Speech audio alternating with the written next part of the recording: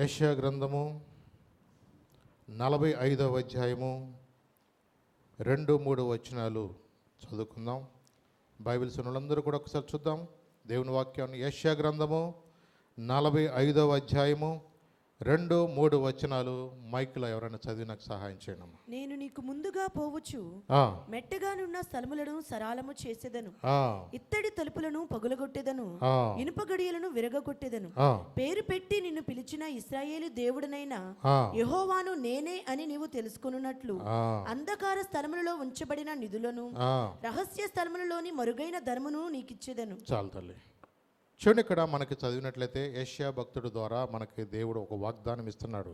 ఏమనంటే, నేను నీకు ముందుగా పోవచ్చు, మెట్టగానున్న స్థలములను సరాళము చేసేదను, ఇత్తడి తలుపులను పగలగొట్టేదను, ఇనుప గడియలను విడగొట్టేదను. పేరు పెట్టి నిన్ను పిలిచిన ఇశ్రాయేలు దేవుడైన యెహోవానగు నేనే అని నీవు తెలుసుకున్నట్లు అంధకార స్థలములలో ఉంచబడిన నిధులను, రహస్య స్థలములోని మరుగైన ధనములను నీకు ఇచ్చేదను. అవునండి, ఎందుకంటే దేవుడు వాగ్దానం చేసినప్పుడు వాగ్దానాన్ని మనం ఏం చేయాలంటే విశ్వాసముతో స్వతంత్రించుకోవాలి. అవును, దేవుడు మనతో మాట్లాడే మాటలు అవి కొన్నిసార్లు నీతోనే మాట్లాడినట్లుగా నీ మనసుకు అది ప్రేరేపించినప్పుడు నువ్వు దాన్ని రిసీవ్ చేసుకోవాలా. నిజమే, దేవుని యొక్క వాగ్దానాలు అవి మన కొరకే. అందుకని ఇక్కడ యెషయా భక్తుడి ద్వారా ఏం చెప్తానంటే, నేను నీకు ముందుగా పోవచ్చు, మెట్టగానున్న స్థలములను సరాళము చేసేదను. అంటే నీకు ఒకవేళ గత సంవత్సరంలో ఏదైనా నువ్వు ఏదైనా సాధించలేని విషయాల్లో ఏదైనా ఉన్నట్లయితే దేవుని సన్నిధిలో మనము అడిగినప్పుడు దేవుడు నీకు వ్యతిరేకంగా రూపించబడిన ఏ ఆయుధము కూడా అది వర్ధిల్లదు అంటున్నాడు. అంటే నువ్వెన్నో ప్రయత్నాలు చేయుండొచ్చు. అలాగే కొన్నిసార్లు పిల్లల చదువుల్లో ఒకవేళ ఉన్నతమైన స్థానంలో వెళ్ళాలని నువ్వు ప్రయత్నం చేసి ఉండొచ్చు. వాళ్ళ వివాహాల విషయంలో కూడా నువ్వు ఎంతగానో ప్రయత్నం చేసి ఉండొచ్చు.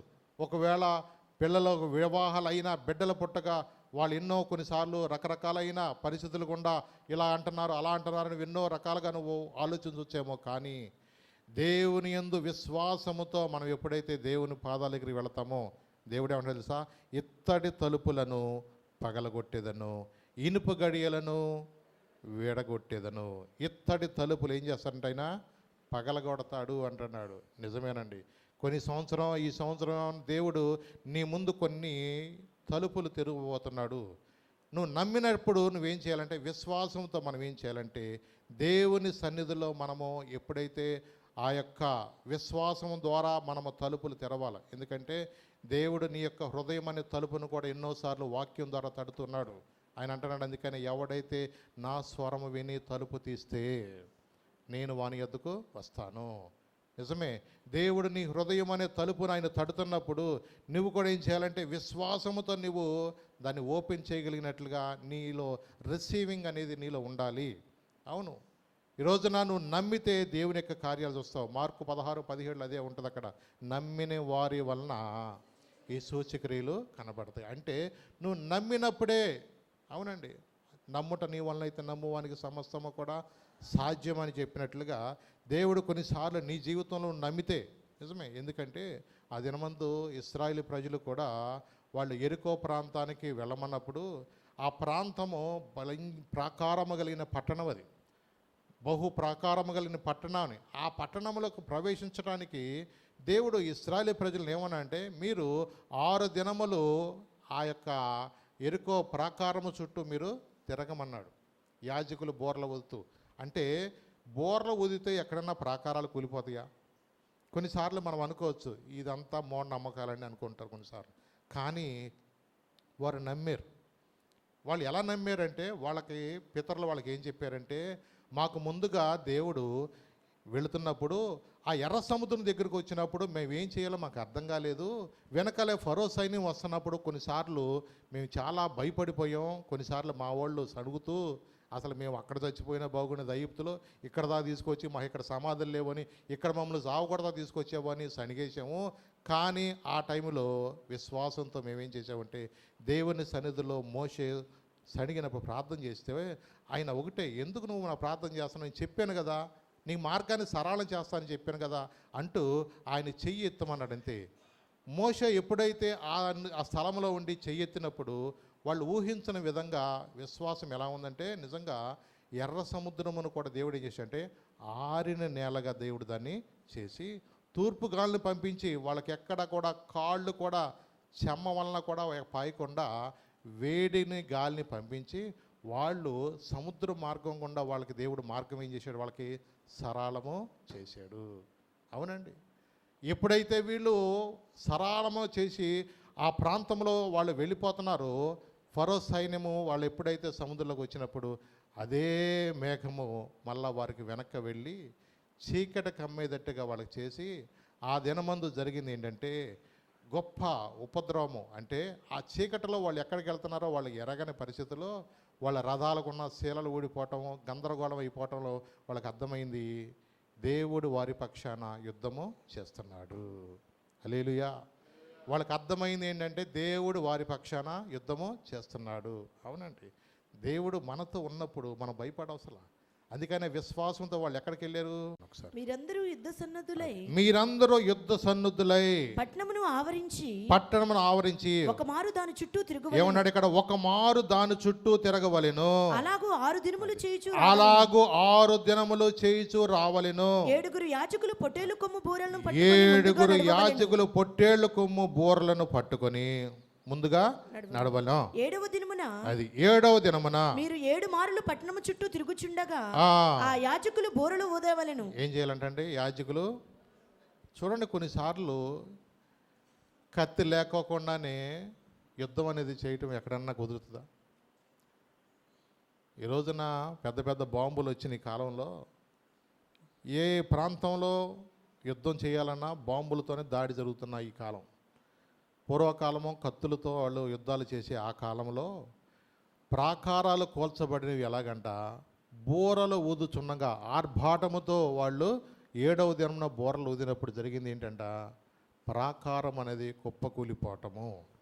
ఎరికో ప్రాంతాన్ని వాళ్ళు జయించడానికి దేవుడు ఏం చేశాడు, మెట్టగా ఉన్న స్థలములు వాళ్ళకి దేవుడు సరళం అనేది చేశాడు. అవునండి. దేవుడు వారి పక్షాన యుద్ధము చేస్తానన్న సంగతి చుట్టుపక్కల ప్రాంతాల వాళ్ళందరికీ కూడా అర్థమైందండి. వాళ్ళకి అర్థం చేసుకున్నది ఏంటి తెలుసా, రాజులు మనకెవ్వరు లేరు, శూరులు మనకెవ్వరు లేరు, రాజులు మనకెవ్వరు లేరు, శూరులు మనకెవ్వరు లేరు, విశ్వాసమునకు కర్తయైన యేసయ్యా మన అండ, విశ్వాసమునకు కర్తయైన యేసయ్యా మన కండ, యుద్ధము యెహోవాదే, యుద్ధము యెహోవాదే, యుద్ధము యెహోవాదే, యుద్ధము యెహోవాదే. ఎరికో గోడలు ముందున్నా, ఎర్ర సముద్రము ఎదురైనా, ఎరికో గోడలు ముందున్నా, ఎర్ర సముద్రం ఎదురైనా, మనకుండా భయమేలా మనకింకా, అద్భుత దేవుడు మనకుండా భయమేలా మనకింకా, యుద్ధము యెహోవాదే, యుద్ధము యెహోవాదే, యుద్ధము యెహోవాదే, యుద్ధము యెహోవాదే. ఈ సంవత్సరం నీ పక్షాన యుద్ధము చేయటానికి ఆయన ముందుగా వెళ్తున్నాడు. హల్లెలూయా.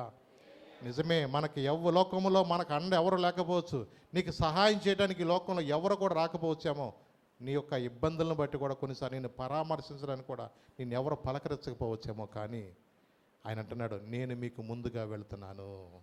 చూద్దాం, ద్వితీయోపదేశకాండము చూడండి ఒక్కసారి, 31వ అధ్యాయం 8వ వచనం చదువునాను. ద్వితీయోపదేశకాండము 31వ అధ్యాయము 8వ వచనం చదువునాను. నీ ముందర నడుచువాడు యెహోవా, నీ ముందర నడుచువాడు యెహోవా, ఆయన నీకు తోడయుండును. ఆయన నీకు తోడయును. ఆయన నిన్ను విడువడు, నిన్ను ఎడబాయడు. ఆయన నిన్ను విడువడు, ఎడబాయుడు. భయపడకము, భయపడకము, విస్మయమొందకమని విస్మయమొందకమని ఇశ్రాయేలీయులందరి ఎదుట అతనితో ఇశ్రాయేల్ అందరి ఎదుట అతనితో చెప్పాను. వృద్ధాప్యంలో మోషే నిండు 120 సంవత్సరాలు వచ్చేసింది.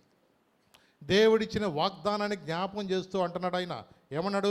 నీ ముందర నడుచువాడు యెహోవా, ఆయన నీకు తోడయుండును, ఆయన నిన్ను విడువాడు, నిన్ను ఎడబాయడు. భయపడకము, విస్మయమందుకమని ఇశ్రాయేల్ అందరి ఎదుట చెప్పాడు. యెహోషువను పిలిచాడు. అబ్బాయి, మీకు ముందుగా ఆయన నడుస్తాడయా, నాకు ఎలాగ తోడుగున్నాడో దేవుడు మీకు కూడా అలాగే తోడుగుంటాడు. నిజమే.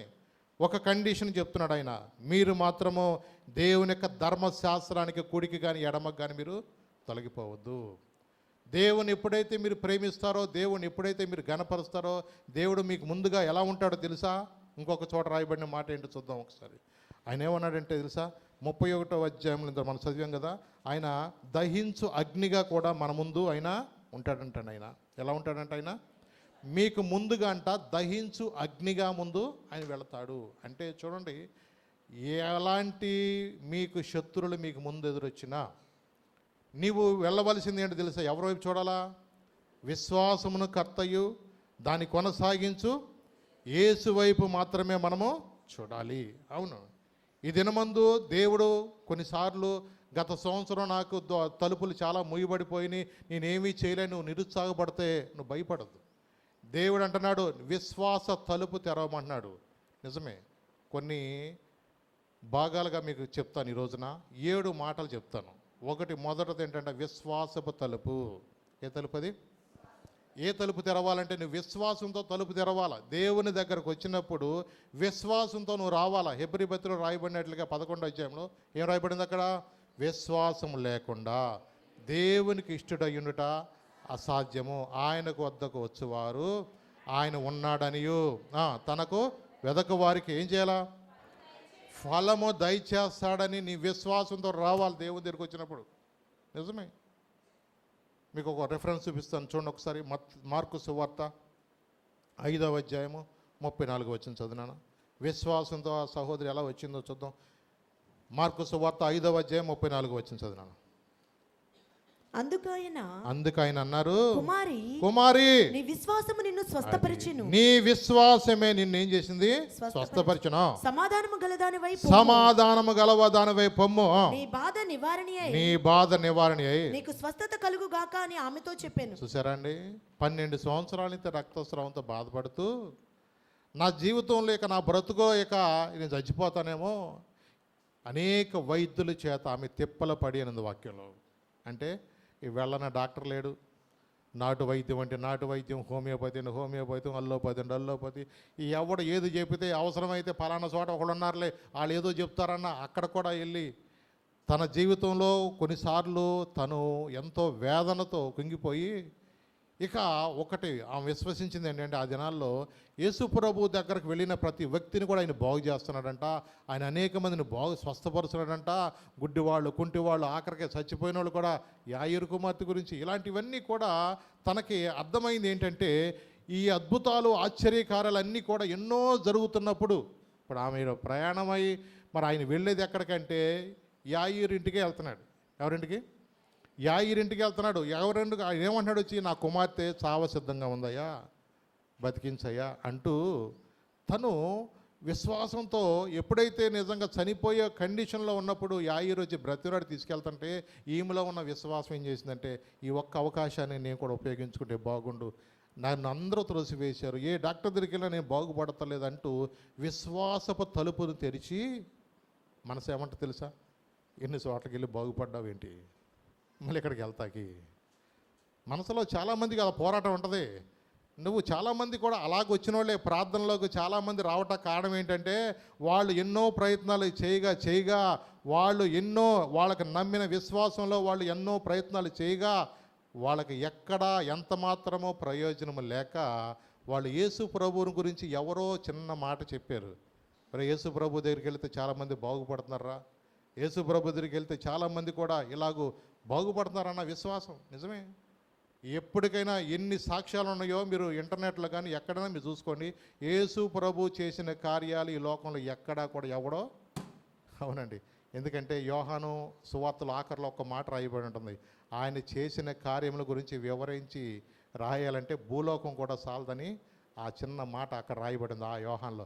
అంటే ఆ కాలంలోనే ఆయన చెప్పాడంటే మరి ఇన్ని వేల సంవత్సరాల నుంచి దేవుడు ఎన్ని కార్యాలు జరిగిస్తున్నాడండి. నిజమే. నాకు తెలిసిన ఒక దైవజనుడు కూడా ఇలాగే ఒక కుష్టి వ్యాధి వచ్చి బాధపడుతున్నప్పుడు ఎవరో ఒక పక్కన కూర్చొని ఆయన ఎక్కడికి వెళ్ళొద్దు అంటున్నారు ఆయన్ని. అబ్బాయి నువ్వు ఎందుకురా, నువ్వు నలుగురున్న చోటకి వెళ్ళబాకండి, కత్తిరేసేవాడు కూడా రావద్దు అన్నాడు. ఆఖరికి ఎక్కడికి వెళ్ళాలి అర్థం కావట్లా, నలుగురుండే చోటకి రాబాకరా బాబు అంటున్నప్పుడు ఆయన ఏం చేయాలి అర్థం కాక మందు దాగి ఇంటి వాళ్ళందరూ చచ్చిపోదాం అనుకున్న పరిస్థితులు ఆయనకి ఒక అరుగు మీదే కూర్చుని ఒక ఆయన అన్నంట సుట్ట కలుసుకుంటా కూడా ఆయన, ఒరే చాలామంది ఈ మధ్య యేసుప్రభు ప్రార్థనకి వెళ్ళి బాగుపడుతున్నారు కదరా, ఒకవేళ నువ్వు కూడా అక్కడికి వెళితే ఆ యేసుప్రభు నిన్ను కూడా కనికరిస్తాడేమోరా అని ఎవరు సుట్టదాగి ఆయన ఒక మాట అన్నాడు. ఎందుకంటే అరుగుల మీద కూర్చున్న వాళ్ళు ఆ మాటలు ఈ మాటలన్నీ చెవులోకి వెళ్తాయిగా. నిజమే, ఎందుకంటే లోక సమాచారం అంతా అక్కడికే వస్తుంది, ఫోన్లో కూడా రాకపోయినా అక్కడికి వచ్చేస్తుంది. అలాగూ వాళ్ళ విశ్వాసంతో ఆయన విన్నాడు, ఎన్నో మంది మనుషుల యొక్క మాటలు విన్నాడు. ఆ పెద్ద ఆయన అన్నా రే నువ్వు ఎట్టాగో ఎందుకు జనాలు నిన్ను బాధ పెట్టబాక, ఎందుకు వచ్చి నువ్వు ఇలాగ అయిపోతున్నావు కానీ నువ్వు బాధపడబాకరా, యేసు ప్రభు బాగు చేస్తాడన్న సంగతి నాకు తెలిసింది. ఆ ఊరి చివర కొంచెం చర్చి ఉందంట, అక్కడ పాస్టర్ గారి దగ్గరికి వెళ్ళొచ్చుగా. ఒక ఐడియా తన జీవితాన్ని మార్చేసినట్టుగా ఆయనకు వచ్చిన ఆలోచన బట్టి చిన్న విశ్వాసంతో ఏం చేసి అంటే వెళ్ళాడు. అక్కడికి వెళ్ళినాక దేవుని వాక్యం విన్నాడు, విశ్వాసంతో ప్రార్థన చేసుకున్నాడు. ఆయనకు తెలియక ఏదో అనుకున్నాడు యేసుప్రభు అంటే ఇట్లా కనపడతాడేమో అని చెప్పేసి ఆయన తెలిసిన భక్తిలో ఒక సీసా తీసుకొని ఒక గ్లాస్ తీసుకొచ్చి దానిలో బియ్యం వేసి 2 అగరత్తులు వెలిగించి దానికి ముందు దండం పెట్టుకుంటా ప్రార్థన చేసుకుంటా వాళ్ళు, యేసుప్రభువా నువ్వు నిజమైన దేవుడు అంట, నిజమే మమ్మల్ని ఎంతోమందిని బాగు చేసావంట, నీ చిత్తం అయితే నమ్ములు కూడా బాగు చేయి ప్రభు, నాతో మాట్లాడు ప్రభు అంటూ చిన్న విశ్వాసంతో ప్రార్థన చేసినప్పుడు అలా ఆవిడందంట, నేను విన్నానండి ప్రార్థన అయినాకంట ఆమెనన్నాను అంటానంట. ఏమనాలంట? ఆమెనన్నాలంటండి. అంటే ఏంటమ్మా అంటే ఆమెనంటే ఇది అవును గాక ఇది జరుగును గాక అని అర్థం అంటండి. అంటే అట్లాగా అనుకుని ఇద్దరు అప్పుడు ఆమెనన్న ఏమీ తెలియని వారి పరిస్థితుల్లో కూడా దేవుడు వారిని దర్శించి నిజంగా ఆయన జీవితంలో దేవుడు ఒక అద్భుతం జరిగించి ఆయన్ని కుష్టి వ్యాధి నుంచి స్వస్థపరిచినప్పుడు ఇంచుమించు కొంతకాలం దాకా ఆయన ఎంత గొప్ప పరిచర్య చేశాడండి, గొప్ప పరిచర్య జరిగించాడు. నిజమేనండి, ఎందుకంటే దేవుడు తన బిడ్డలను ఆయన నమ్మిన వారిని ఎప్పుడు కూడా విడిచిపెట్టే దేవుడు కాదండి. అవునండి, ఆయన నీ కొరకు ఒక విశ్వాసపు తలుపును నువ్వు తెరిస్తే ఆయన నిన్ను బాగు చేయడానికి ఎప్పుడూ ఇష్టపడతాడు. ఆయనకి ఎప్పుడు ఇష్టమైంది ఏంటో తెలుసా? ఆయన సన్నిధికి వచ్చేవాడిని ఎంత మాత్రమో నేను త్రోసివేసే దేవుడు కాదు. దేవుని సన్నిధికి నువ్వు వచ్చినప్పుడు నువ్వు విశ్వాసంతో అడగాల. ఆ తల్లి కూడా ఏం చేసిందని తెలుసా? ఇక చచ్చిపోతున్నాను అనుకుని తన విశ్వాసంతో యేసుప్రభు యొక్క వస్త్రపు చెంగు అలా ముట్టుకుందామని వెళ్ళి అలా ముట్టుకుంది. యేసుప్రభులోంచి ప్రభావం ఏం చేసింది తెలుసా? ఆమెలోకి ఎప్పుడైతే అలాగ వెళ్ళిపోయిందో ఆ ప్రభావాన్ని బట్టి ఆమెకు వెంటనే అది ఏంటంటే రక్తధార కట్టినట్టుగా, ఆమె బాగుపడినట్లుగా తెలియని స్వస్థత ఆమె అనుభవించి ఆమె ఒకలాంటి భయపడుతూ ఉంది. ఈలోపు యేసుప్రభు అంటున్నారు, అబ్బాయి నన్ను ఎవరో ముట్టుకున్నారయ్యా, నాలో నుంచి ప్రభావం ఎవరో వెళ్ళిపోయిందయ్యా అని అంటా ఉంటుంటే వాళ్ళు అటు ఇటు చూసుకుంటున్నారు. కానీ ఆమె భయపడుతూ దగ్గరికి వచ్చింది. అప్పుడు అన్నారు, కుమారి ఏమన్నారమ్మా, నీ విశ్వాసము నిన్ను స్వస్థపరచను, సమాధానము గలదానిపై పొమ్ము, నీ బాధ నివారణ అయి నీకు స్వస్థత కలుగునుగా. కానీ ఆమెతో అవునండి దేవుడు ఆ దినమందు ఆమెను ఏం చేసేది తెలుసా? స్వస్థపరిచాడు. అంటే ఏంటంటే విశ్వాస తలుపు ఆమె ఏం చేసిందామా? తెరిచింది. అవునండి, నీకు ముందుగా ఎత్తడి తలుపులు మెట్టగున్న స్థలంలో కూడా ఆయన సరళం చేయగలిగిన దేవుడు. వైద్యులు ఇది జరగదో ఇక ఇంతే మనం చచ్చిపోవటమే అనుకోవచ్చేమో, కానీ దేవుడు అంటున్నాడు ఎత్తడి తలుపులను కూడా ఏం చేస్తాడు? ఆయన పగలగొట్టి చూసారా, నీ విశ్వాసమును తలుపు తెరిసే దేవుడు నేను స్వస్థపరుస్తున్నాడు. ఇంకొక తల్లి గురించి చెప్తాను. మత్తయి సువార్త 15వ అధ్యాయము 28వ వచనం చూద్దాం. మత్తయి సువార్త 15వ అధ్యాయము 28వ వచనం. అందుకు యేసు, అమ్మా నీ విశ్వాసము గొప్పది, నీ విశ్వాసము గొప్పదే, నీవు కోరినట్టే నీకు అవునుగా కానీ ఆమెతో చెప్పినా. ఆ గడియలోనే ఆమె కుమార్తె స్వస్థత నొందెను. ఎవరి కోసం వచ్చిందండి ఆమె? తన కుమార్తెకి దయ్యం బట్టి బాధపడుతుందండి. యేసయ్య అంటున్నాడు, అమ్మా నేను నశించిన ఇశ్రాయేలు వద్దకే వచ్చాను కానీ అమ్మా అందరి కోసం కాదు అంటున్నాడు ఆయన. ఇక ఆమె విడిచిపెడతలా, వెనకాల పడుతుంది, అలాగే పరిగెత్తుకుంటూ వస్తుంది. అయ్యా మాకేదైనా సహాయం చేయయ్యా అంటా ఉంటుంటే ఆయన ఒకటే మాట అన్నాడు. ఏమన్నాడు తెలుసా? అమ్మా కుక్క పిల్ల ఏమన్నాడు? అందుకు ఆయన పిల్లల రొట్టె తీసుకుని కుక్క పిల్లలకు ఏటు యుక్తమో కాదని చెప్పగా ఆమె అంది, నిజమే ప్రభువా, కుక్క పిల్లలు కూడా తమ యజమానులు బల్ల పేద నుండి పడు మొక్కలు తినుడుగా కానీ చెప్పాను. అందుకు యేసు, అమ్మా నీ విశ్వాసము గొప్పది అంటే ఏముంది? అమ్మాయి ఎక్కడ దాకా వస్తే నన్ను కుక్క అంటావా అని ఆ మనసులో ఏమైనా చిన్న మనసు ఏమైనా వచ్చిందంటారా? ఇవాళ పాస్టర్ గారు చిన్న మాట అంటే జనాలు మూతి ముడిసిపోయి అసలు పాస్టర్ గారు నాకు ఫోన్ చేయట్లేదు ఏంటో, అసలుకి మేము ఎందుకు రావట్లేదని కూడా అడగట్లేదు ఏంటో కొన్నిసార్లు అంటూ ఏంటో కొన్నిసార్లు మనసులో పీకులాట అనేది ఉంటుంది. నిజమే, మనుషులుగా కొంచెం ఉంటుందిలే, ఏదో ఉంటుందిగా లోపల శివుని నిద్ర అనేది ఉందంట కదా, అట్లాంటిది. కానీ దేవుని దగ్గరికి వచ్చినప్పుడు అన్నీ సావాలి. ఏం సావాలి మనకి? మన జీవితంలో ఇక యేసు ప్రభు కోసం అన్నీ కూడా ఏం చేయాలి మనము? ఆయన పరలోకాన్నే విడిచి నీ కొరకు ఆయన ప్రాణాన్ని ఇచ్చిన దేవుని కోసం నువ్వు ఆ మాత్రం వదులుకోలేవా? దేవుని కొరకు ఏం చేయాలి మనము? దేంటో రోషం ఉండాలా? ఇన్ని సంవత్సరాల నుంచి ప్రార్థనకు వస్తున్నాను, ఒక్కసారి కూడా నేను లోపడలేకపోతున్నాను, నా హృదయాన్ని సరి చేసుకోలేకపోతున్నాను, నా జీవితంలో ఎదుగు బదుగు లేకుంది, దానిలో పట్టుదల కలిగి రోషం కలిగి ఈ సంవత్సరం ఏదైనా తెలుసుకోవాలన్నట్టుగా దాంట్లో రోషం వచ్చి మన పరలోకం వెళ్ళడానికి అవకాశం ఎత్తుక్కోవాలి. కానీ లేనిపోయిన చిన్న చిన్న వాటికి ఆడేదన్నాడని ఈడేదన్నాడని మీ చర్చిలో ఈడు అట్టన్నాడు ఆడట్టన్నాడని ఈ పీకులాడి పెట్టుకుని మనం ఎప్పుడూ కూడా దేవుని కొన్ని దూరము అయిపోకూడదు. అపవాది చేసేది ఏంటో తెలుసా? ఏదో ఒక విధంగా నీ మనసులో చిన్న భేదాలు పుట్టించి ఏదో ఒక విధంగా నీకు వ్యతిరేకంగా అపవాది వాడు నిన్ను దేవునికి దూరం చేయడానికి వాడు విశ్వ ప్రయత్నాలు వాడు చేస్తూ ఉంటాడు. అవును, వాడు అన్నిట్లో కూడా అందుకనే సక్సెస్ అవుతున్నాడు. కానీ నువ్వు దేవుని దగ్గరికి వచ్చినప్పుడు సావాల్సింది ఏంటంటే ఐ అంటే నేను, అంటే నేను అన్నది మనలో సావకపోతే మనం ముందుకు ఆత్మీయంగా ఎదగలేము.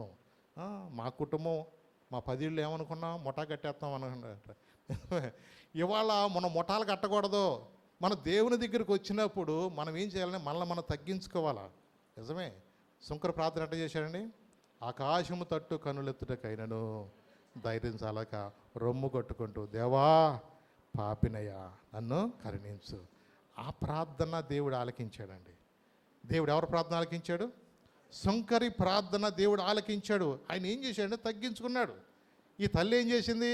అయ్యా కుక్క పిల్లలు కూడా కనీసం రొట్టె మీద పడిపోయి మొక్కలు కొంచెం ఎరుగు తింటాయి కదయా. ఈ మాట ఆయనకి ఎంత సంతోషిందంటే అప్పుడు అన్నారమ్మా, అమ్మా నీ విశ్వాసము గొప్పది, నీవు కోరినట్టే నీకు అవునుగా కానీ ఆమెతో చెప్పు. ఆ గడిలోనే ఆమె కుమార్తె ఏమైపోయింది? స్వస్థత. అంటే ఆ క్షణములోనే ఆ కుమార్తెకి స్వస్థత రావడం కారణం ఏంటి? చిన్న మనసు అనేది పక్కన పెట్టింది. మేము ఫలానా వాళ్ళము, మేమేమనుకున్నా, మా ఇంటి పేరు ఏమనుకున్నా, ఇలాంటివన్నీ పక్కన పెట్టేసింది ఆమె. నిజమే, పక్కన పెట్టేసి ఆమె తగ్గించుకుంది. ఆమె తగ్గింపును బట్టి దేవుడు ఏం చేసి తెలుసా? నీ కుమార్తెకి స్వస్థత. అవునండి, ఒక కుమార్తె విషయంలో తను బ్రతిమలాడి తగ్గించుకుంది. నీ భర్త విషయంలో నువ్వు తగ్గించుకోవా? నీ భార్య విషయంలో నువ్వు తగ్గించుకు ప్రార్థన చేయొద్దా? ఎందుకు వచ్చింది? నిద్ర పట్టక అటు ఇటు తిరిగి రాత్రులంతా దోమలు కొట్టుకుంటూ తిరగటం ఎందుకు? గోల ఎందుకు? ఈ బాధ అరుగుల మీద ఎందుకు కూర్చోవాలా? ప్రశాంతంగా నీ కుటుంబంతో నీ పిల్లలతో సంతోషంగా ప్రార్థన చేసి పడుకోవచ్చుగా. నిజమే, ఎందుకంటే నెమ్మది లేని పరిస్థితుల్లో ఎన్నో కుటుంబాలు ఈ రోజున ఉంటున్నాయి. అవునండి, నీకు సమాధానం ఇవ్వటానికైనా వచ్చాడు. అందుకని నువ్వేం చేయాలంటే ప్రభు దగ్గరికి వచ్చాడు. విశ్వాస తలుపు తెరవాలి. ఏం తెరవాలా? మొదటిది విశ్వాసపు తలుపు నీవు తెరిస్తే దేవుడు నీ జీవితంలో కనాను స్త్రీ విషయంలో చేసిన కార్యము. అవును, అలాగే రక్తస్రావము గల స్త్రీ విషయంలో కూడా విశ్వాస తలుపు తెరిచినప్పుడు దేవుడు అద్భుతం జరిగించినట్లుగా బైబిల్లో చూస్తే ఇలాంటి సాక్ష్యాలు కోకొలలు ఉన్నాయి. బైబిల్లోనే కాదండి, ఈ దినమందు మన జీవితాల్లో కూడా ఎవరు సాక్ష్యం చెప్పన్నా అది చెప్పగలుగుతారు. మనం తెరవాల్సిన ఏంటి తెలుసా? ఈ సంవత్సరం నీ జీవితంలో ఇంకా కొన్ని విషయాలు ముందుకు వెళ్ళలేకపోవటానికి నా విశ్వాసం సరిపోవట్లేదు ప్రభు అంటూ విశ్వాస తలుపు నీవు తెరవాలి. రెండోది ప్రార్థనా తలుపు తెరవాలి. ఏంటిది? ప్రార్థనా తలుపు అనేది నీవు తెరవాలి. ఎందుకంటే నువ్వు చేసే ప్రార్థనకి దేవుడు ద్వారాలు తెరుస్తాడు. అవునండి. అందుకని ఏలియా కూడా మన వంటి స్వభావం కలిగిన మనుషుడే. అతను ప్రార్థన చేయగా ఆకాశం నుండి మోపైన వర్షం అని దేవుడు పంపించాడు. ఆయన ప్రార్థన చేయగా చిన్న ప్రార్థన చేశాడండి. ఎక్కడ రండి ఒకసారి అది కూడా చూద్దాం. 1 రాజులు 18వ అధ్యాయము 37 నుంచి 38 చూద్దాం. 1 రాజులు 18వ అధ్యాయము 37 నుంచి 38 దాకా. యెహోవా నా ప్రార్థన ఆలకించు, నా ప్రార్థన ఆలకించుము. యెహోవైన నీవే దేవుడివై ఉన్నావనియు నీవు వారి హృదయములను నీ తట్టుకు తిరుగుచేయుదువనియు ఈ జనులకు తెలియనట్లుగా నా ప్రార్థన అంగీకరించుము. అతడు ఇలాగున ప్రార్థన చేయుచుండగా యెహోవా అగ్ని దిగి దహన బలి పశువులను కట్టెలను రాళ్లను బుగ్గిని దహించి కందకమందున్న నీళ్లను ఆరిపోచేసెను. చూసారా, ఇక్కడ ఒక చిన్న దాన్ని వ్యాజ్యం అంటారా, లేకపోతే ఒకవేళ వాళ్ళిద్దరి మధ్య ఒక తీర్మానం. అంటే బయలు ప్రవక్తలు వాళ్ళు కూడా బయలు దేవుడన్న వాళ్ళు ప్రకటన చేస్తున్నారు, ఈయనేమో యెహోవా దేవుడని ఏలియా ప్రకటన చేస్తున్నారు. ఆయన ఒకటే చెప్పాడు, అబ్బాయి ఎన్నాళ్ళు మట్టుకు మీరు 2 తలంపుల మధ్య మీరు తడబడతారు, యెహోవా దేవుడైతే ఆయన అనుసరించండి, బయలు దేవుడైతే ఆయన్నే అనుసరించండి. ఛాలెంజ్గా ఒక ప్రకటన చేశాడు. ఈ ఛాలెంజ్గా వాళ్ళు అన్నారు, మేము కూడా మేము కూడా రెడీ అన్నారు. కానీ అనుకుని హుషారుతో వాళ్ళు ఏమనంటే కానీ అన్నాడు. మొత్తానికి వాళ్ళు ఉదయం నుంచి సాయంత్రం దాకా వాళ్ళు కేకలేస్తూ వాళ్ళ దేవుళ్ళ పేరు మీద వాళ్ళు ఎంతో ఆర్భాటంతో వాళ్ళు పూజలు చేస్తూ పొద్దు నుంచి సాయంత్రం దాకా అడావుడి చేస్తున్నారు. ఈయనకి అప్పటికి చాలా టైం అయిపోతుంది, ఏంటయ్యా బాబు అనుకుంటూ ఈయన ఒకవేళ ఆయన మీ దేవుడు మరి దూరంగా ఉన్నాడేమో, ప్రయాణమే చేస్తున్నాడేమో, నిద్రపోడుతున్నాడేమో, ఒకవేళ ఆయన లేపాలేమో అంటూ ఈయన మాట్లాడుతూ ఉంటాడు. వాళ్ళకి ఒళ్ళు మండిపోతూ ఉంది. ఇప్పటికీ వాళ్ళు ఏం చేయాలి అర్థం కాక రక్తం కోసుకున్నారు. అయ్యా మాకు మాట్లాడవు, మా పని అంటూ వాళ్ళకు ఒక ఛాలెంజ్. ఏ ఛాలెంజ్ ఏంటి? ఒక ఎడ్లను తీసుకుని దాన్ని తునకలుగా చేసి దహన బలి మీద పెట్టి ఆకాశం నుండి అగ్ని ఏం చేయాలి, వచ్చి దాన్ని దహించాలి. ఆకాశం నుండి అగ్ని దహించాలంటే వీళ్ళు చేసే ప్రార్థన బట్టి వీళ్ళు ఆ కార్యము చూడాలని ఛాలెంజ్కి తీసుకున్నారు. ఉదయం నుంచి సాయంత్రం దాకా వాళ్ళు అడావుడి చేస్తున్నారు, కానీ అవలా. ఇక మనం అంటాం చూడు, పప్పులు ఉడిగినాయి అంటాం, అట్లాగే ఇక మా పని అయిపోయింది, నువ్వు చెయ్యి అన్నారు వాళ్ళు. ఈయన ఒకటే చిన్న ప్రార్థన చేశాడు. 37వ వచనం చూడండి. యెహోవా నా ప్రార్థన ఆలకించుము, యెహోవా అయిన నీవే దేవుడివై ఉన్నావనియు నీ వారి హృదయములను నీ తట్టుకు తిరగజేయుదువనియు ఈ జనులకు తెలియనట్లుగా నా ప్రార్థన అంగీకరించుము. అతడు ఈలాగూ ప్రార్థన చేయుచుండగా యెహోవా అగ్ని దహన బలి పశువులను కట్టెలను రాళ్లను బుగ్గిను దహించి కందకమందున్న నీళ్ళని ఏం చేసింది ఆయన? అంటే ఆయన ఛాలెంజ్ చేసినట్లుగా చిన్న ప్రార్థన చేస్తే దేవుడు ఏం చేశాడంటే ఆకాశము నుండి అగ్నిని పంపించి కందకమంతా నీళ్లతో నింపిన మొత్తం కూడా ఏమైపోయిందంట? బూడిదైపోయిందంటండి. కొన్నిసార్లు ఇలాంటి సంఘటనలన్నీ వాళ్ళు అక్కడ కళ్ళారు చూసినప్పుడు ఇక వాళ్ళ పప్పులు ఉడికిని రండి అని పట్టుకుని ఒక్కొక్కరిని అక్కడ వాగు దగ్గర తీసుకెళ్ళి వాళ్ళందరినీ ఏం చేసి అంటే కీషోను వాగు దగ్గర తేలి వాళ్ళందరూ కూడా వధించెను అనేది వాక్యంలో ఉంది. చూడండి, ఒకటి ఛాలెంజ్గా దేవుని కొరకు నిలబడ్డాడండి. ఎలా నిలబడ్డాడు? తను నమ్మిన దేవుడు నా ప్రార్థన ఆలకిస్తాడు, నా దేవుడు నా ప్రార్థనకు జవాబిస్తాడు. అవునండి, ఈ దినమందున దేవుని సన్నిధికి వచ్చిన మన జీవితంలో కూడా నీవు ప్రార్థన ద్వారా ఏదైనా సాధించగలిగిన విశ్వాసము నీలో నాలో కూడా ఉండాలి. ఇంకొక మాట కూడా చూపిస్తాను రండి. అపోస్తుల కార్యంలోకి వెళదాం. 12వ అధ్యాయం 5వ వచనం చదువునాను. అపోస్తుల కార్యములు 12వ అధ్యాయము 5వ వచనం చదువునాను. పేతురు చెరసాలలో ఉంచబడెను. అది పేతురు చెరసాలలో ఉంచబడెను. సంఘమైతే ఏం చేస్తుంది? సంఘమైతే అతని కొరకు అత్యాశక్తితో దేవునికి ప్రార్థన చేస్తుంది. అతని కొరకు అత్యాశక్తితో ఏం చేస్తుంది? ప్రార్థన చేస్తుంది. అవునండి, ఆ దినాల్లో పరిచర్యలో చాలా కష్టాలు. రేపుడికి ఎవడుంటాడో రేపుడికి ఎవడబోతాడో కూడా తెలియని దినాల్లో, దేవుని కొరకు మంట కలిగి వాళ్ళు జీవిస్తున్న దినాల్లో, పైగా యాకోబును శిరఛేదనము చేసిన దినాలై. ఎవరిని? యాకోబును ఏం చేశారంటండి? మీరు కావాలంటే ముందు చూసుకోండి, మొదట వచనంలో ఉంటుంది అక్కడ. 12 మొదట్లో చూడండి. దాదాపు అదే కాలమందు రాజు అయిన హేరోదు సంఘం వారిలో కొందరిని బాధ పెట్టుటకు బలత్కారముగా పట్టుకొని యోహాను సహోదరుని యాకోబును ఖడ్గముతో చంపించాను. ఎట చంపించాను? మెడకాయ మీద తలకాయ లేపేసేస్తారు. అలాంటి పరిస్థితుల్లో మొదటి హతసాక్షిగా యాకోబును చంపేశారు. నెక్స్ట్ ఎవరో పేతురు గారి డ్యూటీ వచ్చింది ఇక్కడ. ఇప్పుడు పేతురు గారిని కూడా ఎందుకు పట్టుకొచ్చారంట? చూడండి, కిందకి వెళితే ఉంటుంది. ఇది యూదులకు ఇష్టమైన కార్యమని తెలుసుకుని పేతురును కూడా పట్టుకొచ్చాను. ఏమంటే ఇష్టం ఏంటంట? కిందకి ఇంక చదువుతాం. ఆ దినములు పులియని రొట్టెల పండుగ దినములు అతన్ని పట్టుకుని చెరసాల్లో వేయించి పస్కా పండుగ అయిన పిమ్మట ప్రజల యొద్దకు అతని తేవలను ఉద్దేశించి అతన్ని కావలి ఉంచుటకు 4 చతుష్టయంలో సైనికులను అతనికి అప్పగించాను. ఈసారి పండక్కి ఈయన తలకాయలు అయిపోయాలి. అలాంటి దినాల్లో సంఘం ఏం చేసిందో తెలుసా? అక్కడ చూడండి, అక్కడ ఎక్కడ రాశారు, అక్కడ ఏమన్నారు? అక్కడ 16వ వచనం చదువునాను ఒకసారి. పేతురు ఇంకను తట్టుచున్నందున వారు తలుపు తీసి అతన్ని చూచి విభ్రాంతి నొందిరి. అంటే సంఘము వారి కొరకు అత్యాశక్తితో ప్రార్థన చేశాను అని ఉంది అక్కడ. 5వ వచనంలో ఏముంది అక్కడ? పేతురు చెరసాల్లో ఉంచబడును, సంఘం అయితే అతని కొరకు అత్యాశక్తితో. మరి ప్రార్థన జవాబు దేవుడు ఇస్తాడా లేదా? మన ప్రార్థన ఆలకించే దేవుడే కదా. మరి అంత ఆసక్తితో ప్రార్థన చేసినప్పుడు దేవుడు ఏం చేశాడంటే పేతురు గారిని చెరసాలలో నుంచి ఆయన కావలి వారందరూ కూడా నిద్రపోయేటట్టు చేసి మొదటి కావలి గేటు, 2వ కావలి గేటు, 3వ కావలి గేటు ఇవన్నీ కూడా తీసుకొచ్చి ఆయన్ని బయటకు తీసుకొచ్చి ఆయన ఏం చేశాడంటే తిన్నగా ఆయన్ని పంపించేశాడు. అంటే చెరసాలలో నుంచి ఎంతమంది కాపలి వారు ఉన్నా సరే వాళ్ళు ఏమీ చేయలేని నిస్సహాయ స్థితిలో వాళ్ళు ఉన్నారు. అంటే ఒక ప్రార్థన ద్వారా, అర్థమైందా, ఏదైనా సాధ్యము. నిజమేనండి. కాబట్టి సంఘం ఎలా ప్రార్థన చేసిందండి? అత్యాశక్తితో ప్రార్థన చేయాలి. ప్రార్థన చేయమంటే గుడ్లు గోపలాగా ఎట్టట చూస్తారు కొంతమంది. ప్రార్థన చేయమంటే ఏదో లోకశంతంతా వాళ్ళ మీదే ఉన్నట్టుగా, ఊళ్ళో భారాలన్నీ, ఊళ్ళో అప్పులన్నీ వాళ్ళ మీదే ఉన్నట్టుగా. నువ్వు వచ్చింది ఎక్కడికి? ఆడెవడో బండి ఎక్కుతా కూడా బండి మీద ఎక్కించుకుంటా అంటే నెత్తి మీద కూడా మూట ఎట్టుకునే కూర్చుని అంటాడు. అట్టుంటుంది మన బాధ. అరే నువ్వు వచ్చింది నీ మూట దించడానికే కదరా బాబు. నిన్ను ఎక్కించుకున్నది ఎందుకు? దేవుడు నిన్ను పిలిచింది ఎందుకు? నువ్వు బాధలు పడుతున్నావనే కదా. నీ బాధలు అన్నీ కూడా దేవుడు విడిపిస్తానే విశ్వాసంతో నువ్వు ప్రార్థన చేస్తే దేవుడు నీ ప్రార్థన వింటాడు. నిజమే.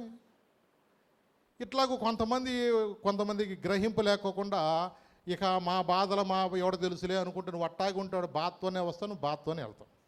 వాక్యం ఏం చెప్తుందంటే నీ భారం యెహోవా మీద మోపము, ఆయన నిన్ను. అంటే నీకున్న ఏ సమస్య అయినా నీకు అది సమస్య ఏమో కానీ దేవునికి సమస్య అవుతుందా? అవదు. అందుకన్నాడు ప్రార్థన వలనే పయనము, ప్రార్థనే ప్రాకారము, ప్రార్థనే ప్రాధాన్యము, ప్రార్థన లేనిది పరాజయం. ప్రార్థన వలనే పయనము, ప్రార్థనే ప్రాకారము, ప్రార్థనే ప్రాధాన్యము, ప్రార్థన లేనిది పరాజయం. ప్రభువా ప్రార్థన నేర్పయా, ప్రార్థించకుండా నేనుండలేనయా. ప్రభువా ప్రార్థన నేర్పయ్యా, ప్రార్థించకుండా నేనుండలేనయా. నీ పాదాల కిందగుండా నా పయనము సాగదయా, నీ పాదాలు తడపకుండా నా పయనము సాగదయా. ప్రార్థన వలనే పయనము, ప్రార్థనే ప్రాకారము, ప్రార్థనే ప్రాధాన్యము, ప్రార్థన లేనిది పరాజయం. ప్రార్థనలో కన్నీళ్ళు కరిగిపోవుట అసాధ్యము, ప్రార్థనలో మూలుగునది మరుగైపోవుట అసాధ్యము. ప్రార్థనలో కన్నీళ్ళు కరిగిపోవుట అసాధ్యము, ప్రార్థనలో మూలుగునది మరుగైపోవుట అసాధ్యము. ప్రార్థనలో నలిగితే నష్టపోవుట అసాధ్యము. ప్రార్థనలో నలిగితే నష్టపోవుట అసాధ్యము. ప్రార్థనలో పెనుగులాడితే పడిపోవుట అసాధ్యము. ప్రార్థనలో పెనుగులాడితే పడిపోవుట అసాధ్యము. ప్రభువా ప్రార్థన నేర్పయ్యా, ప్రార్థించకుండా నేనుండలేనయా.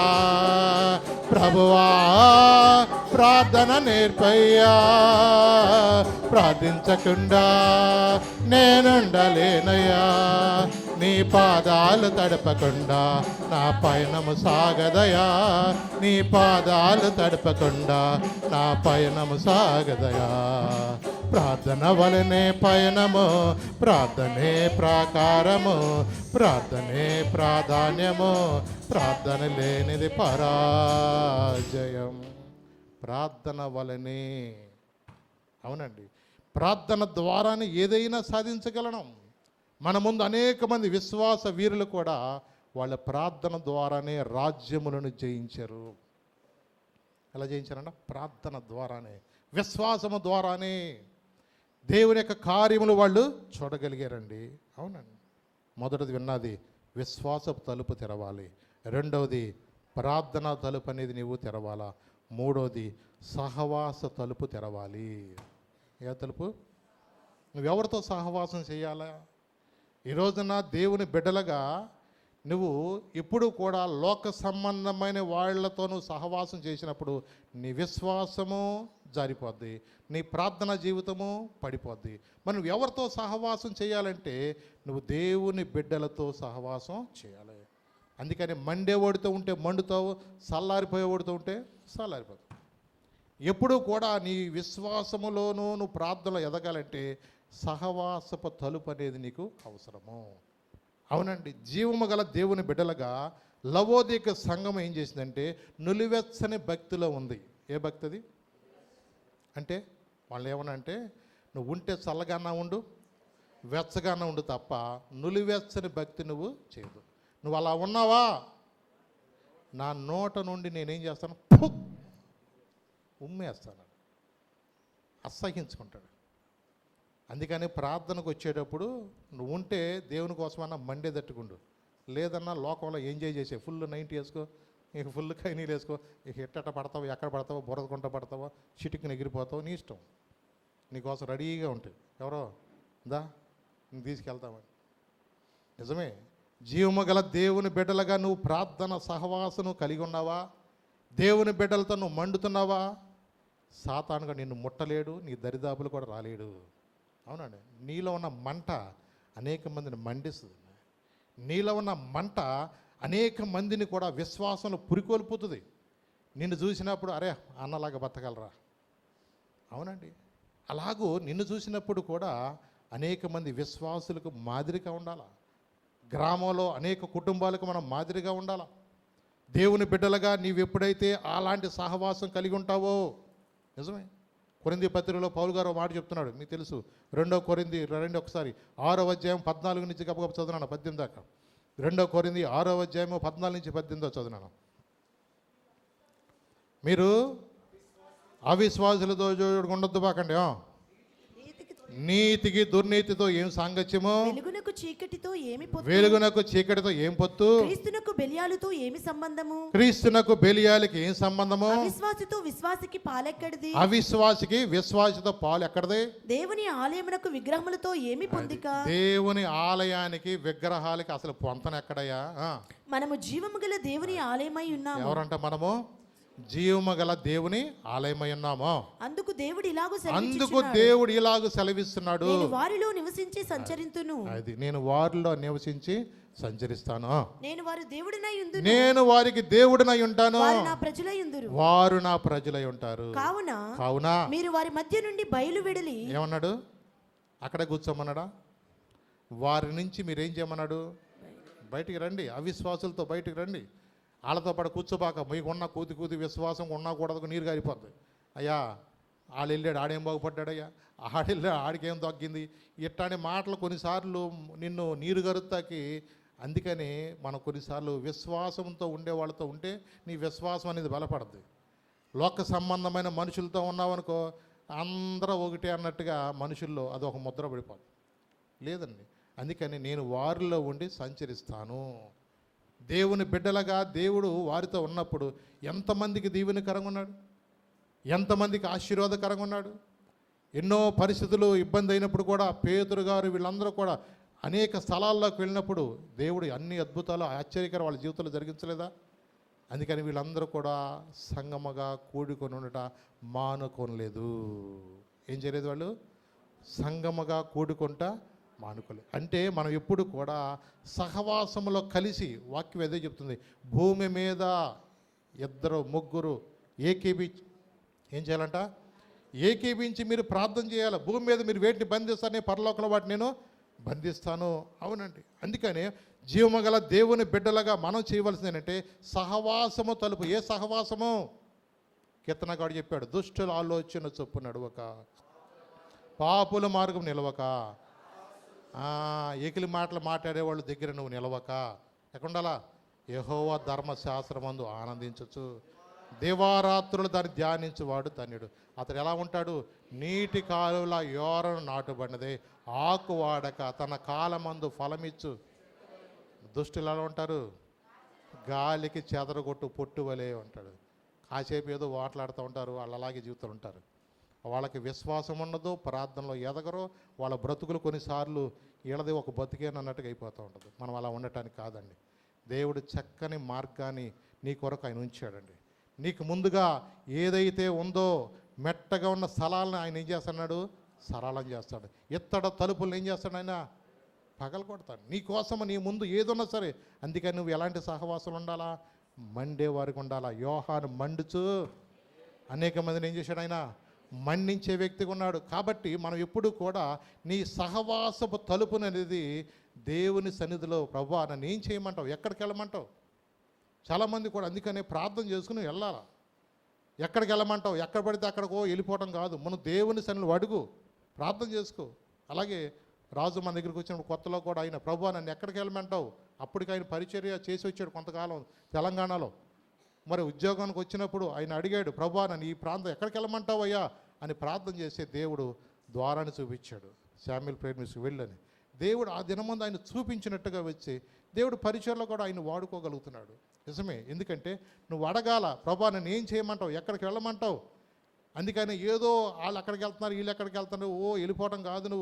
నువ్వు దేవుని సన్నిధిలో విచారణ చేయి. ప్రభా నాకు ఏది మేలుకరమైన మార్గము, నాకు ఏది ఆశీర్వాదకరమైన మార్గము, నాకు దేవుని వాక్యము చేత ప్రభా నన్ను తాకాల ప్రభా, నీ మాటలు నన్ను బలపరచాలి ప్రభా అని విశ్వాసములో మంచి సహవాసం తలుపు తెరిస్తే దేవుడు నిన్ను ఎన్నడూ కూడా విడిచిపెట్టే దేవుడు కాదు.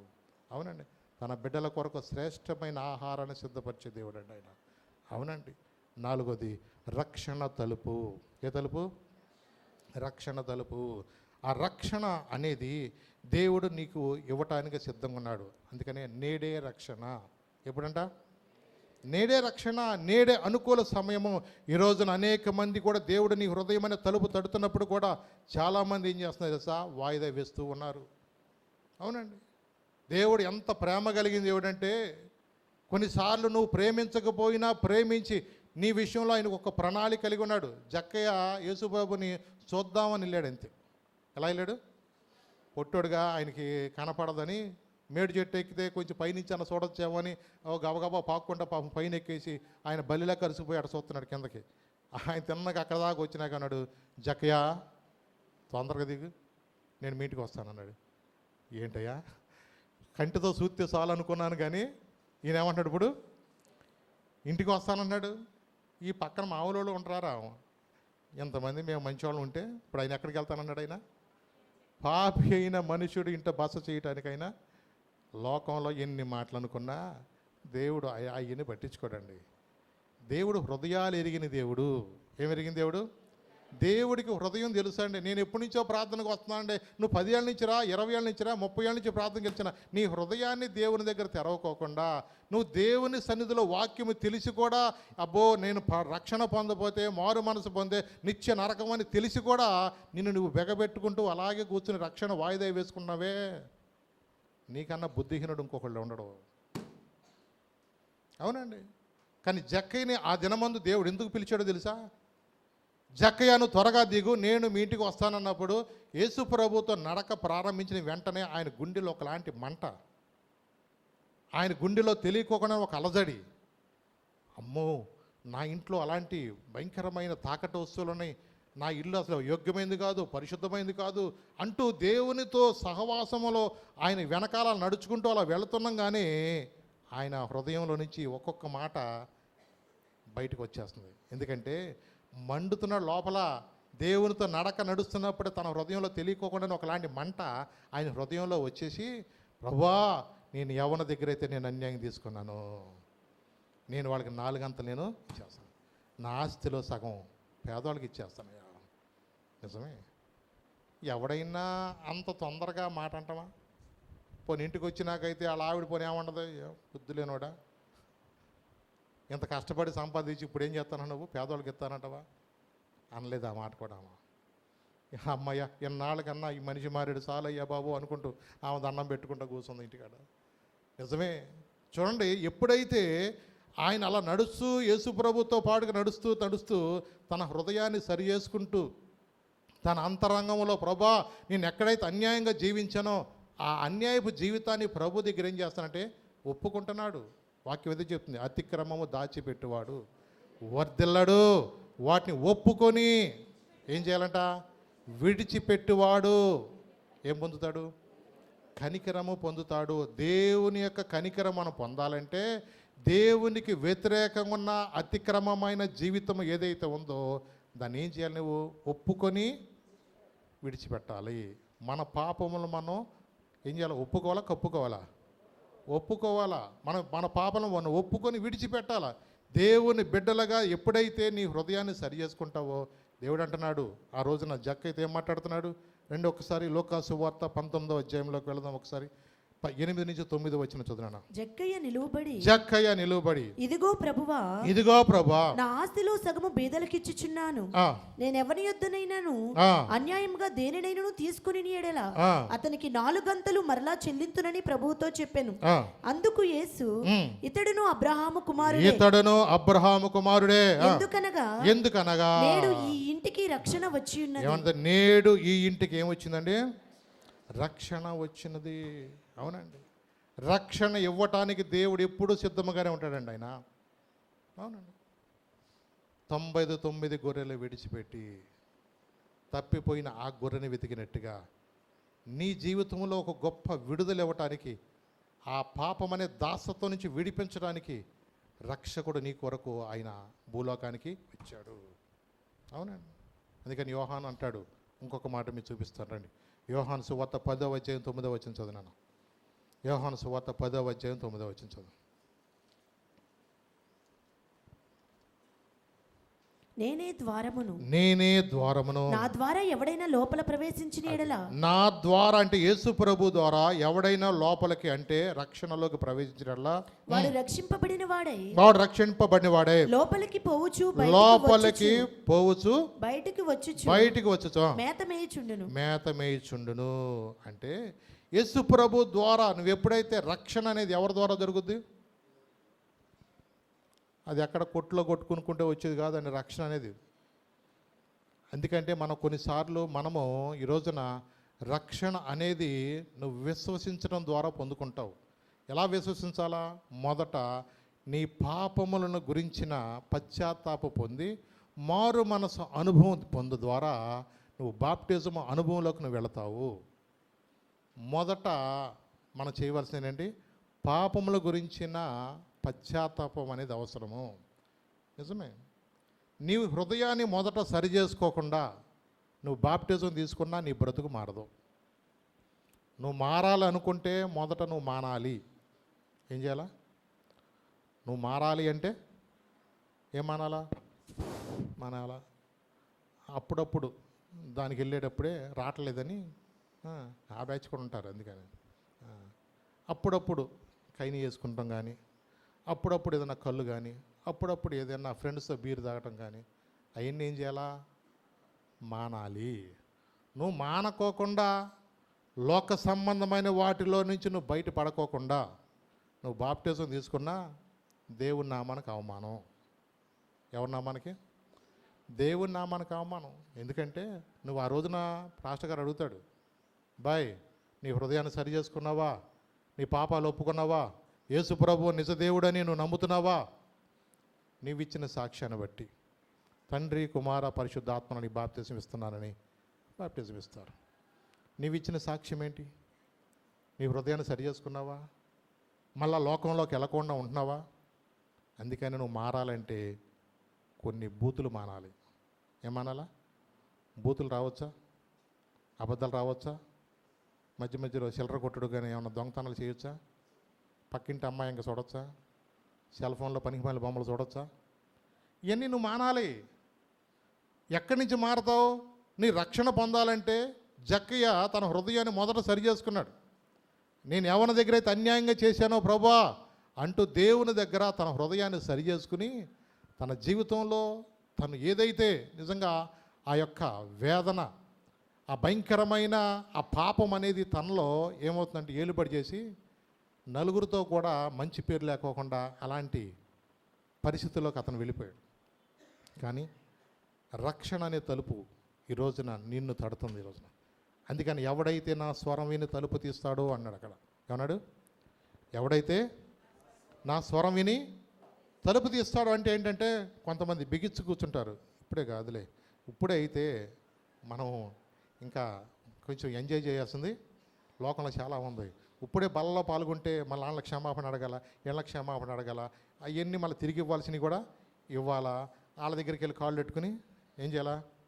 క్షమాపణ అడగాల, తిరిగి ఇవ్వాల్సింది తిరిగి ఇవ్వటం, అబద్ధాలు ఆడకూడదు. అబ్బో ఈ కొంచెం కష్టమే. ఇప్పుడే కాదులే, నా కాళ్ళు చేయబడిపోతే ఎప్పుడు? అప్పుడు ఎందుకు? ఇంకా నోటి మాటే రాదుగా, నోటి మాటే రాదుగా. నిజమే. ఈ రోజున మనుషులు అనుకుంటున్నారు ఇవాళ అన్నీ మన చేతుల్లో ఉన్నాయి అనుకుంటూ మనుషులు రక్షణ వాయిదా వేస్తూ ఉన్నారు. అవునండి. దేవుని కృప కొంతమందికే దొరుకుతుంది. దేవుని రక్షణ అనేది కొన్నిసార్లు అది అందరూ వెళ్ళలేరు.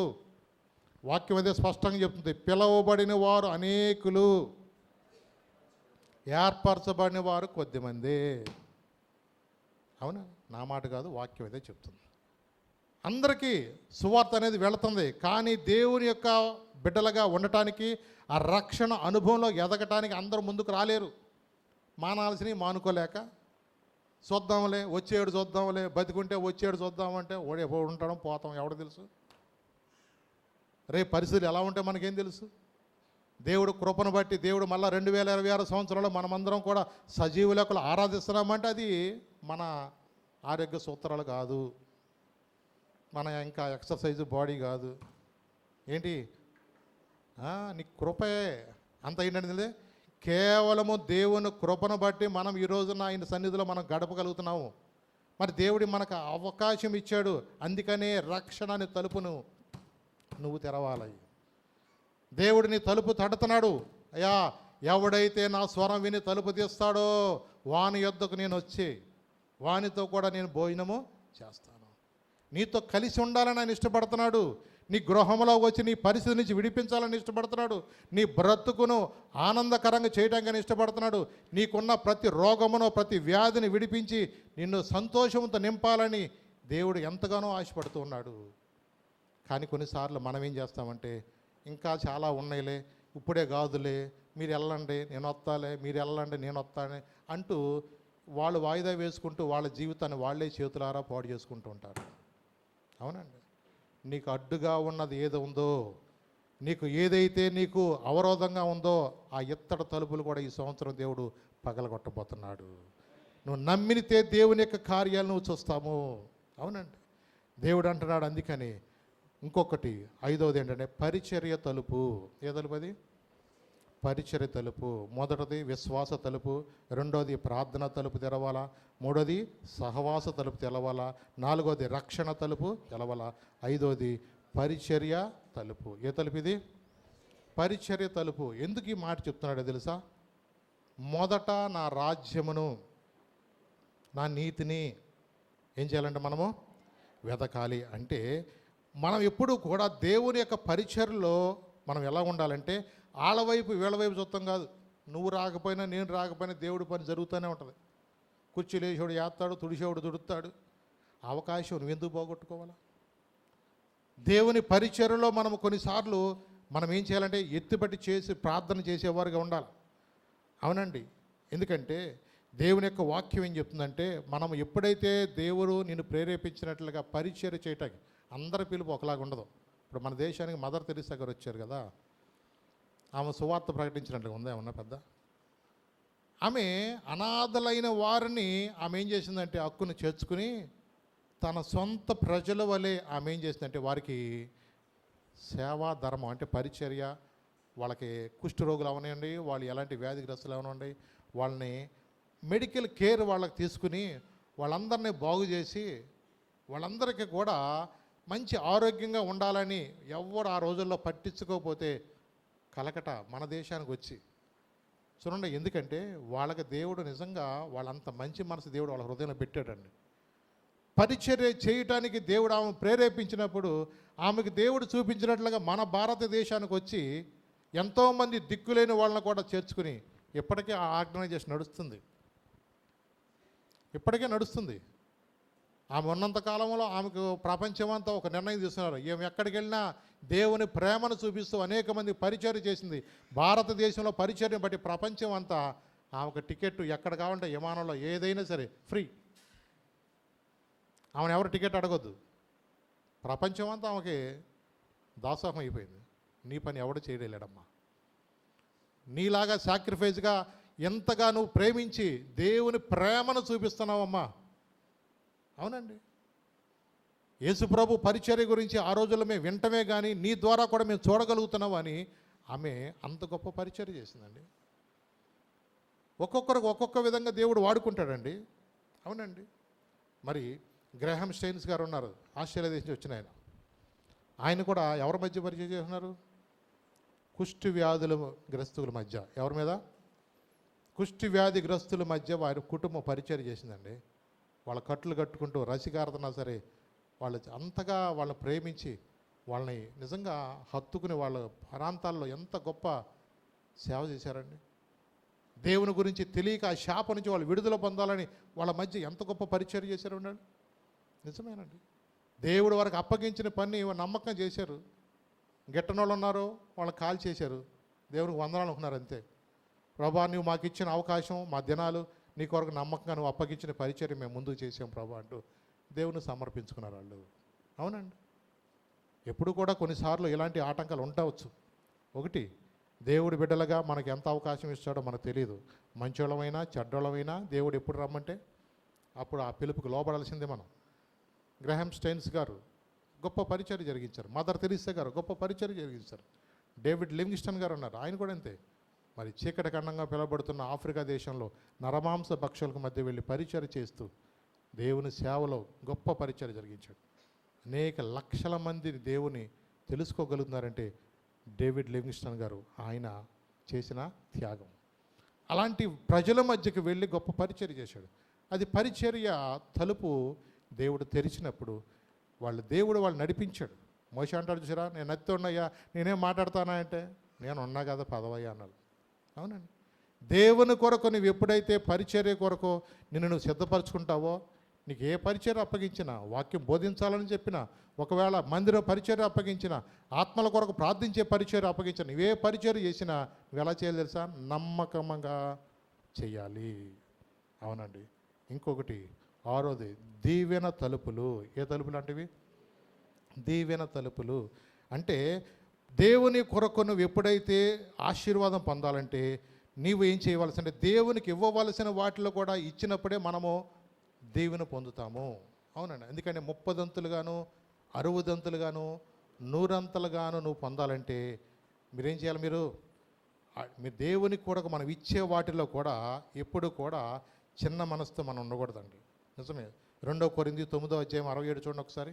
2 కొరింథీ 9వ అధ్యాయము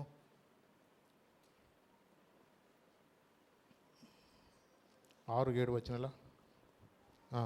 కొంచెముగా విత్తువాడు కొంచెముగా పంట కోయును, సమృద్ధిగా విత్తువాడు సమృద్ధిగా పంట కోయును అని ఈ విషయమే చెప్పుచూ వచ్చును.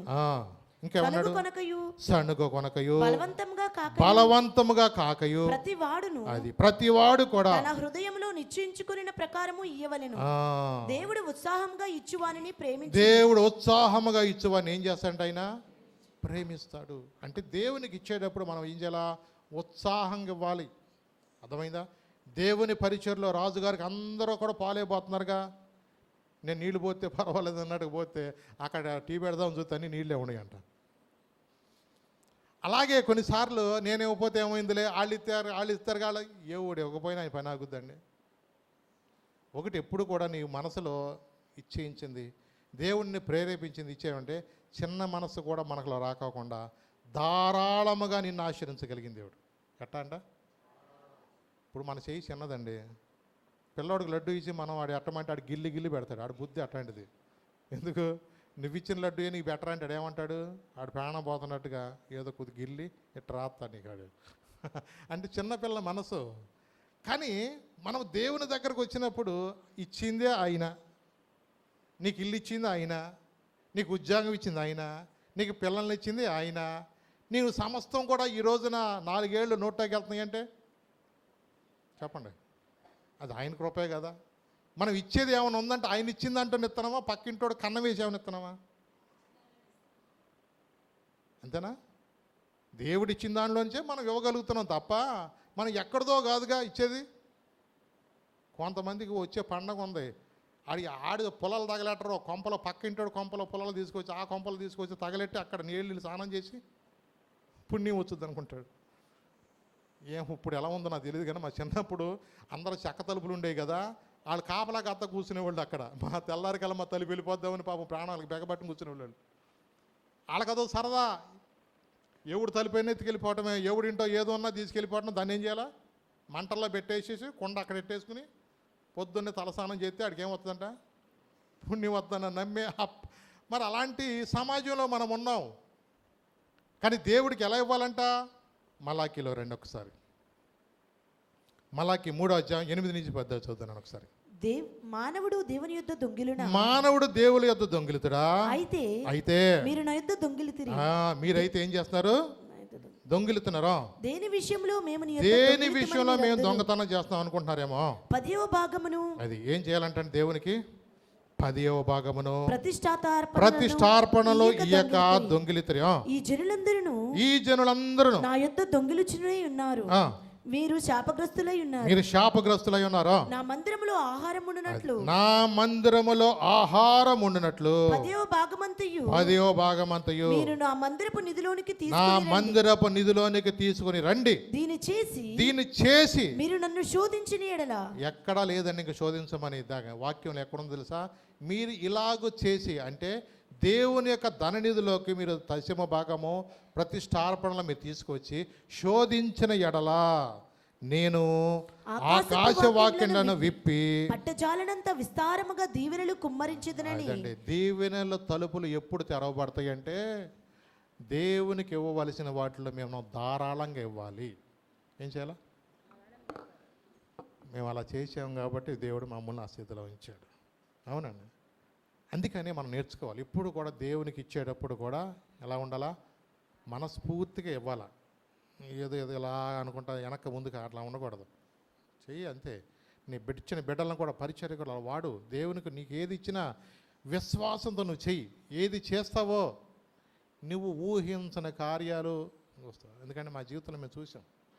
ఈ మందిరం కట్టినప్పుడు ప్రారంభంలో కూడా అంతే. ఇచ్చిన కొద్ది మంది కొనలకే ఎకరం పొలం కొందన్న డబ్బులతో దేవుడు ఆ సంవత్సరం మమ్మల్ని బహుగా ఆశీర్వించి దేవుడు మరి ఎంతో విస్తారమైన పొలాన్ని దేవుడు నెక్స్ట్ సంవత్సరం మాకు ఇచ్చాడు. అవునండి. అంటే ఇచ్చి మనం శోధించమన్నాడు. ఏం చేయమన్నాడు? ఇచ్చి శోధించండి. ఏదైనా సరే నువ్వు చేసి చూడు. దేవునికి మనం ఇచ్చిన దానిలో మనం ఎప్పుడు కూడా పోగొట్టుకోము. అన్న నాకు ఒక్క కొడుకుని ఇస్తే అన్ని పరిచర్య కోసం ఇస్తాను అందా? మాట ప్రకారం ఇచ్చిందా లేదా? మరి దేవుడు అని విడిచిపెట్టాడా? తర్వాత మరి ఎంతమంది పిల్లల్ని ఇచ్చాడు దేవుడు? 5 ఇచ్చాడు. తర్వాత ఏం ఒకళ్ళని ఇస్తే ఇక ఇంటి నిండా హాస్టల్లాగా అయిపోయింది. నిజమే ప్రభువా. తర్వాత ఎన్నో నిజంగా దేవుని కొరకు వాడబడుతున్న అంత సమయాలు ఎంత గొప్ప ప్రవక్తగా ఉన్నాడు. ఒకటి, దీవెన తలుపులు నువ్వు తెరిస్తే దేవుడు ఏం చేస్తాడు? పట్టజాలనంత విస్తారముగా ఆకాశ వాక్యలను విప్పి నువ్వు ఎక్కడికి వెళ్ళినా దీవించబడతావు, నువ్వు ఎక్కడికి వెళ్ళినా ఆశీర్వించబడతావు. దేవుని కొరకు నువ్వు చేయవలసింది ఈ సంవత్సరం మనం అలాగ దేవుని కొరకు నిర్ణయం తీసుకుంటే ఊహించని దేవుడు తలుపులు నీకోసం, దీవెన తలుపులు తెరుస్తాడు. ఆఖరిది రాకడ తలుపు. ఏ తలుపు అంటది? రాకడ తలుపు. ఈ రోజున చాలామంది కూడా అనుకుంటున్నారు ఏంటంటే దేవుడు వస్తాడన్నారు, ఇంకా రావట్లేదు అనుకున్నారు. ఒకటి, దేవుడు ఆలస్యం చేసేది ఎందుకంటే మనం అందరం కూడా ఇంకా మారు మనసు పొందాలని. ఎందుకంటే చాలామందికి అర్థం కానిది ఏంటంటే ఒక్కసారి తలుపు వేయబడిన తర్వాత ఆ తలుపు అనేది మళ్ళీ తీయబడనే. నోవా జలప్రళయంలో కూడా అదే చెప్పాడు. తలుపు వేయబడిన తర్వాత అందరూ వచ్చి, అయ్యా నోవాహో నువ్వు చెప్పిన మాట నమ్మలేదురా బాబో, ఎంత వర్షం వద్దు అనుకోలేదురా, ఒక్కసారి తలుపు తీరా నోవాహో. ఇప్పుడు బావలేదు గేవలేదు, తలుపు వేసిన నేను కాదురా. మరి అనంత చుట్టాలు కదేంటి? బావా అన్నలేదు, బామ్మరిది అన్నలేదు, ఇక్కడ లేదు అవకాశం. తలుపు వేసినాడు నేను కాదురా, నేను లోపల ఉన్నా కానీ తలుపు వేయబడిందిరా. నిజమే. దేవుడు ఈ రోజున నీ కొరకు ఆయన నిజంగా ఆయన తలుపులు తెరిచాడు. ప్రయాసపడి భారం మోసుకున్న సమస్త జనులారా నా యొద్దకు రండి, నేను మీకు విశ్రాంతి ఇస్తానయ్యా, నా కాడి సులు. ఈ రోజున దేవుడు నిన్ను అంటున్నాడు, ఆయన రాకడ వచ్చిన తర్వాత మనం ఎవ్వరు కూడా ఏమీ చేయలేము. కొన్ని ఉపమానాలు చెప్పాడు. బుద్ధి కన్నికలు అని 5 బుద్ధికులు కన్నికలు, బుద్ధి లేని కన్నికలు. మరి వాళ్ళు ఎప్పుడైతే సిద్ధంగా ఉన్నవాళ్ళు వాళ్ళు ఎత్తబడ్డారు, మిగిలిన వారు ఏడవబడ్డారు. నిజమేనండి. మత్తయి సువార్త 25వ అధ్యాయం 11 నుంచి 13 దాకా చదువున్నాను. మత్తయి సువార్త 25వ అధ్యాయం 11 నుంచి 13 దాకా చదువు. అంతటా తలుపు వేయబడిను. ఆ తరువాత తక్కిన కన్యకులు వచ్చి, అయ్యా మాకు తలుపు తీయమని అడుగుగా, అనగా అతడు మిమ్ము నెరుగునని మీతో నిశ్చయముగా మీతో చెప్పుచున్నాను. ఆ దినమైనను గడియ అయినను మీకు తెలియదు గనుక మెలకువగా ఉండుడి. ఇప్పుడు ఈ మాటలు ఎవరు చెప్తున్నాడు? ఉపమాన రీతిగా చెప్పాడంటే మన కోసమే చెప్తున్నాడు ఈ మాటలు. ఆ టైం కానీ మీది ఎలవదురబ్బాయి, మీరు సిద్ధపడి ఉండండి, అందుకనే మారు మనసు పొందండి, రక్షణ పొందండి, ఈసారి అనుకుంటా వాయిదాలు వేసుకుంటూ అలా కూర్చోబాకండి, రేపు ఏం జరుగుతుందో మీకు తెలియదు. దేవుని రాకడల దినం జరుగుతున్నాయి. అవునండి, ఈ రోజున దేవుని యొక్క రాకడ దినాల్లో మనం ఉంటున్నాము. ఆ రాకడ కూడా సూచనలు చెప్పాడు ఆయన. అవునండి, అదే ఆ రోజు యేసయ్యా ఉగ్రత రోజు, 7 ఏండ్ల శ్రమల రోజు, పాపులంతా ఏడ్చే రోజు. అదే ఆ రోజు సూర్యుడు నలుపయ్యే రోజు, చంద్రుడు ఎరుపయ్యే రోజు, సూర్యుడు నలుపయ్యే రోజు, చంద్రుడు ఎరుపయ్యే రోజు, భూకంపం కలిగే రోజు, దిక్కులేక అరిచే రోజు, భూకంపం కలిగే రోజు, దిక్కులేక అరచే రోజు.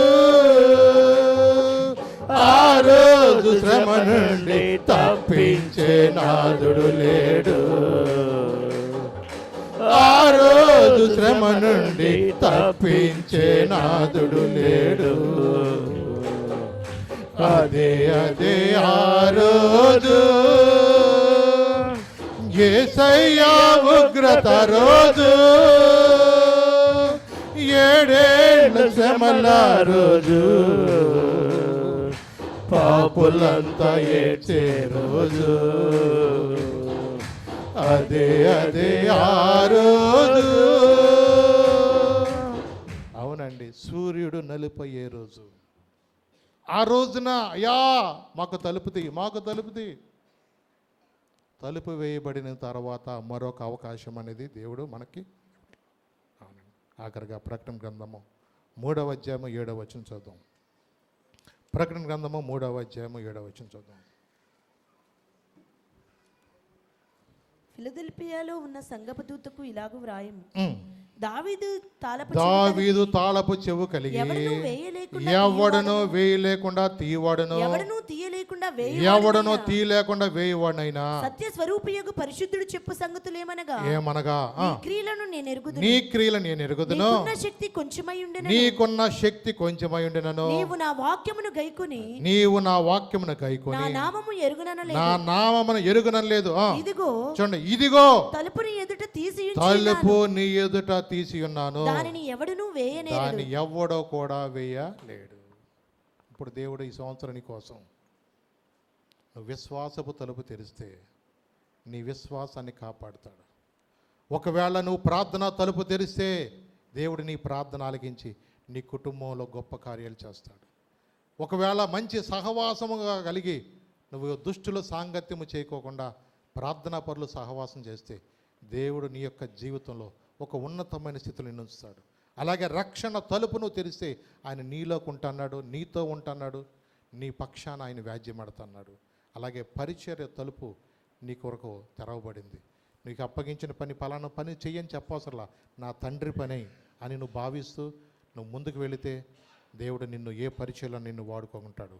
అలాగే దీవెన తలుపులు కూడా నీ కోసం తెరిచాడు. దేవుడు ఎన్నో నీ కోసం ఆశ్చర్యించాలని నీ కొరకు ఆయన రెడీగా ఉన్నాడు. నీ చేతిలో ఉంది ఏదైనా సరే. నువ్వు కొంచెముగా విత్తావా, కొంచెముగా వస్తావు. విస్తారముగా విత్తావా, విస్తారాన్ని ఫలము వస్తావు.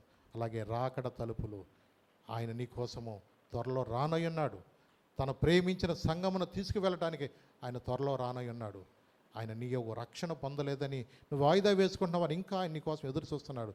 నువ్వు వాయిదా వేసుకునేవాడు ఉండకుండా, ప్రభా ఈ సంవత్సరం నన్ను రక్షించావు, నన్ను కాపాడావు, గత సంవత్సరం అంతా కూడా నన్ను ప్రేమించావయ్యా, మరి నూతన సంవత్సరంలో ప్రభా నేనా నీ సన్నిధిలో కూడా నన్ను నిలబెట్టుకో, నన్ను బలపరచు, నన్ను వాడుకో, ఆశీర్వాదము తలుపు నేను చూడాలి ఈ సంవత్సరం అంటూ నువ్వు అడిగితే దేవుడు నీ కొరకు ఆయన ద్వారాలు తెరుస్తాడు. ఇత్తడ తలుపులు నీ ముందు ఎలాంటివి ఉన్నా మెట్టగా ఉన్న స్థలాన్ని కూడా సరళము చేయటానికి ఆయన ఇష్టపడుతున్నాడు. లేచి నిలబడదాం ప్రభు సన్నిధిలో. ప్రభా అయా నా ఎదుట నువ్వు తలిచిన తలుపులకే వందనాలు ప్రభా. అయా వాక్యం విని కూడా ప్రభా నేను ఇప్పుడే కాదులే అనుకుంటూ అయా నేను ఇంకా నిర్లక్ష్యంగా ఉండనివద్దయ్యా, నన్ను ప్రేమించి నాతో మాట్లాడుతున్నందుకు వందనాలు ప్రభా.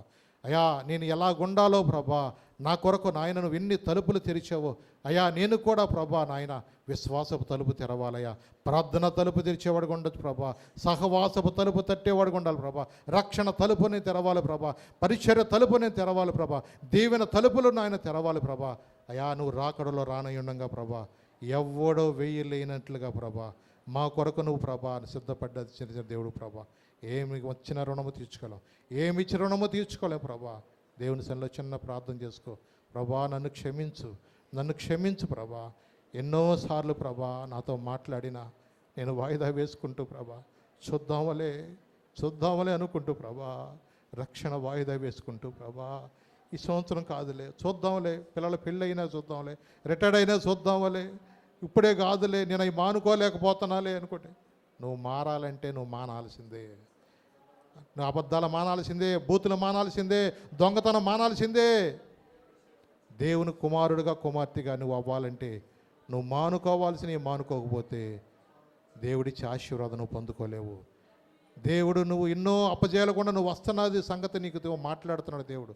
నువ్వు ఎక్కడ జయించలేకపోతున్నావో, ఎక్కడ ఓడిపోతున్నావో, ఏ విషయంలో నువ్వు వెనకడి పడిపోయావో దేవుడు నీతో మాట్లాడుతున్నప్పుడు ప్రభా నన్ను క్షమించు ప్రభా, ఈ సంవత్సరం ప్రభా నా హృదయమైన తలుపును తడుతున్నావు ప్రభా, నేను ప్రభా తలుపు తీయటానికి సంసిద్ధత నాకు దయచేయి ప్రభా.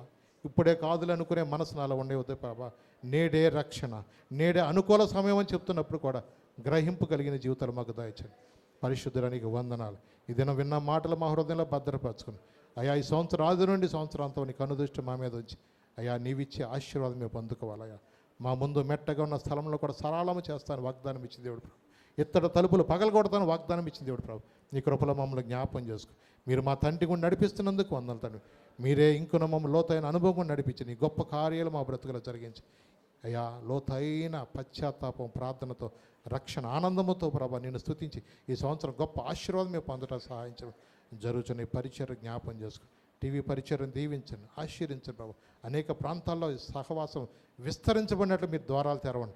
మాకు ముందుగా ఆ దినమందు ఇశ్రాయేలు పక్షాన మీరు ఎలాగ నిలబడి మేఘస్తంభం ముందు వెళ్ళారో అయ్యా మీరు మాకు ముందుగా మీరు నడవండి. నీ గొప్ప కార్యాలు మా బ్రతుకులో జరిగించమని అయ్యా ప్రతి బిడ్డను కూడా మీరు దీవించి ఆశీర్వించి లోతైన రక్షణ దయచేయమని యేసు నామం నడుచున్నాను తండ్రి. ఆమేన్ ఆమేన్ ఆమేన్.